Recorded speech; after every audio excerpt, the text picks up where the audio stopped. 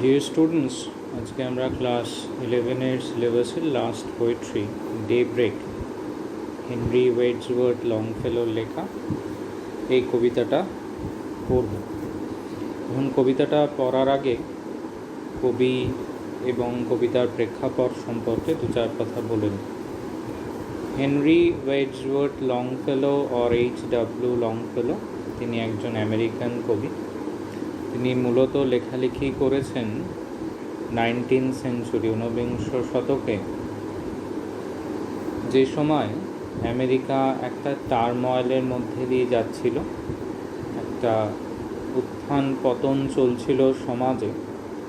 শুধু সামাজিক নয়, তার সাথে সাথে তার অর্থনৈতিক একটা পরিবর্তন চলছিল, অর্থাৎ financial, economical as well as social transitory পিরিয়ডসের মধ্যে দিয়ে আমেরিকা সেই সময় যাচ্ছে। এতে পূর্বে ইউরোপের বিভিন্ন জায়গা থেকে আমেরিকায় বসবাস করতে আসা শ্বেতাঙ্গদের দাপটে নেটিভ আমেরিকান যারা, প্রিমিটিভ আমেরিকান যারা, অর্থাৎ কৃষ্ণাঙ্গ যারা, তারা পেছনের সারিতে চলে গেছিল। এখন সেখান থেকে আবার করে তাদের একটা লড়াই শুরু হয়, একটা স্ট্রাগল ফর এক্সিস্টেন্স শুরু হয়, সমাজে নিজের অস্তিত্ব, নিজের অধিকারকে পুনঃপ্রতিষ্ঠা করা। এখন এই যে পর্যায়টা, আন্দোলনের, রিভলিউশনের যে পর্যায়, সেখানে যারা অগ্রণী ভূমিকা পালন করেছিলেন যে সাহিত্যিকরা, তাদের মধ্যে অন্যতম H.W. লংফেলো। তার কবিতার মধ্যে দিয়ে তিনি নানাভাবে এই সামাজিক পরিবর্তন, ট্রান্সফরমেশন, বদল যে ঘটে চলেছিল তাকে মদত দিয়েছিলেন, উৎসাহিত করেছিলেন আন্দোলনকারীদের, এবং যার ফলস্বরূপ আমরা বিংশ শতাব্দীর শুরুর দিকে, যার প্রেক্ষাপট ঊনবিংশ শতকের শেষেই মোটামুটি তৈরি হয়েছিল, আমরা মার্টিন লুথার কিংকে আমেরিকার প্রেসিডেন্ট হিসেবে পাই। তো এই পরিবর্তনের একটা প্রেক্ষাপট তৈরি করছিল যে সাহিত্য, তার অন্যতম অংশ বা অংশীদার এই কবিতাটা ডে ব্রেক। কবিতাটা সিম্বলিক্যালি লেখা আছে, প্রতীকের আকারে লেখা। ওই কারণে কবিতার দুটো আলাদা আলাদা আঙ্গিক আছে। একটা তো তার লেক্সিক্যাল মিনিং আছে বা ওয়ার্ড মিনিং আছে, আক্ষরিক অর্থ আছে, আর একটা তার ইনার মিনিং আছে, ইমপ্ল্যান্টেড মিনিং আছে। এই কবিতার মধ্যে দিয়ে কবি দীর্ঘ সময় একটা অন্ধকারাচ্ছন্ন সময়ের অবসানের পর নতুন দিনের সূত্রপাতের কথা বলেছেন। সেই দিনের সূত্রপাত যখন হয়, সেই বার্তা বহন করে নিয়ে আসে কোনো এক বার্তাবাহক বা দূত। এই বার্তাবাহক সে সমাজের যে নবপরিবর্তন, তার বার্তাও নিয়ে যায় সকলের কাছে। যা কিছু অচল, স্থবির হয়ে গেছিল, তাকে পুনরায় সচল করে, আবার করে সকলের মধ্যে অপটিমিজম বা হোপফুলনেস, আশাবাদী হওয়ার সম্ভাবনা জাগিয়ে তোলে। যা কিছু খারাপ, নৈরাশ্যবাদ, যা কিছু অন্ধকারাচ্ছন্ন, যা কিছু হতাশাময়, যা কিছু, সব কিছু দূরীভূত করার, দূর করে দেওয়ার চেষ্টা করে, এবং ফলস্বরূপ সার্বিক একটা পরিবর্তন, আশার পরিবর্তন ঘটার ইঙ্গিত বহন করে সে।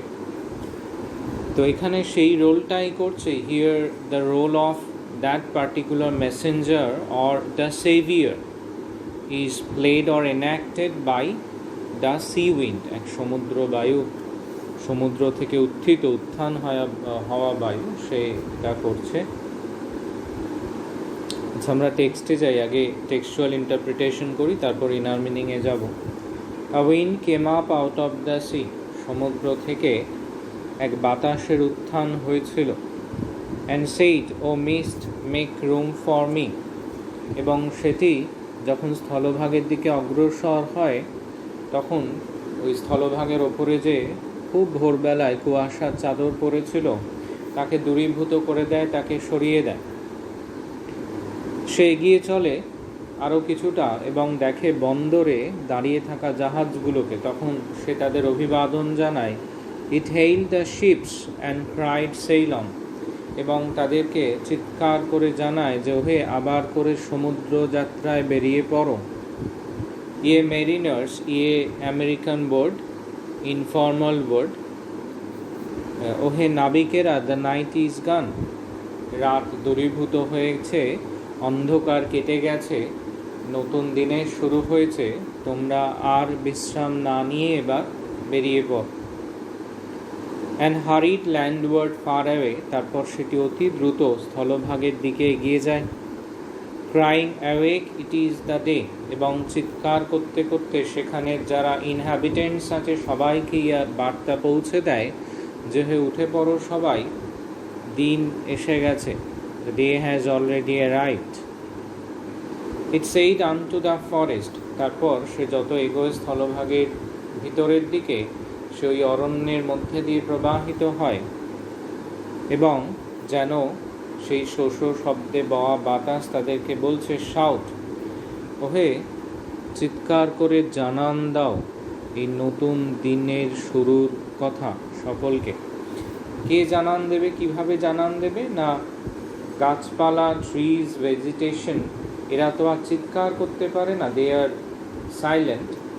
ওখানে যাদের হ্যাবিটেশন আছে, ওখানে হ্যাবিটেন্টস যারা, তারা ওই সকালের উৎপত্তির সাথে, উত্থানের সাথে তারাও জেগে উঠবে এবং পৌঁছে যাবে নানান জায়গায়, যেমন পাখিরা, এবং তাদের ডাকে, তাদের চিৎকারে সবাই জানতে পারবে সকাল হয়েছে। Hang all your leafy banners out, বলছে তোমাদের পাতাগুলোকে সব মেলে দাও। সেই পাতাগুলো যারা রাতে একটু ফোল্ডেড হয়েছিল, আনফোল্ড করে দাও সেগুলো। ব্যানার্স কি করে? বার্তা পৌঁছে দেয়, বার্তা বহন করে সেই উন্মুক্ত পাতাগুলো, আনফোল্ডেড যে লিভসগুলো আছে সেগুলো কি করবে? আরও ব্রাইট মনে হবে, গ্রিন বলে মনে হবে সূর্যের আলো পেয়ে, দিনের আলোয়, এবং সেটা একটা পজিটিভিটি ছড়িয়ে দেবে চারদিকে, একটা পজিটিভ মেসেজ পৌঁছে দেবে। কারণ আমরা জানি ব্রাইটনেস রেফার্স টু পজিটিভিটি, আর green refers to liveliness, vibrancy. Hang all your leafy banners out, it touch the woodbird's folded wing, তারপর সেই গাছের ডালে স্থির হয়ে থাকা, জড়বৎ কাষ্ঠল হয়ে থাকা বা হয়ে বসে থাকা পাখি মুড়ে রাখা ফোল্ডেড উইংসগুলোকে স্পর্শ করে এবং যেন তাকে আহ্বান জানায়। And said, O bird awake and sing, ওহে পাখি, you are the messengers, O bird you are the messengers of the nature, so তুমি উঠে পড়ো এবং তোমার ওই মেলোডিয়াস চার্পিংয়ের মধ্যে দিয়ে সবাইকে এই সুখবর দিয়ে এসো। অ্যান্ড ওভার দ্য ফার্মস, তারপর সেটা প্রবাহিত হয় সেই ক্ষেতের ওপর দিয়ে, প্রান্তরের ওপর দিয়ে, এবং যত সে ফার্ম হাউসের দিকে এগোয়, যত সে হ্যাবিটেশনের দিকে এগোয়, সেখানে তার সাথে সাক্ষাৎ হয় শ্যান্টিলিয়ার, প্রোনাউন্সিয়েশনটা শ্যান্টিলিয়ার হবে, যার মিনিং রুস্টার, এক মোরগের, এবং সে মোরগটাকে আহ্বান জানায়, let your clarion blow, the day is near, তুমি ওই যে তোমার জোরালো কণ্ঠস্বর, তার মধ্যে দিয়ে সবাইকে জানান দাও যে দিনের সূত্রপাত হয়ে গেছে। It whisper to the fields of corn, তারপর সেটা যখন ওই শস্য ক্ষেতের মধ্যে দিয়ে প্রবাহিত হয়, সে যেন ফিসফিস করে ওই শস্য দানার কানে কানে বলে, বাও ডাউন, কারণ বাতাস বইলে এমনি ওই শস্যের মাথাগুলো নুয়ে যায়, যে বাও ডাউন, মাথাটা ঝুঁকিয়ে নাও তোমরা। And hail the coming mourn, এবং ওয়েলকাম করো, অভিবাদন জানাও সে আসন্ন সকালকে।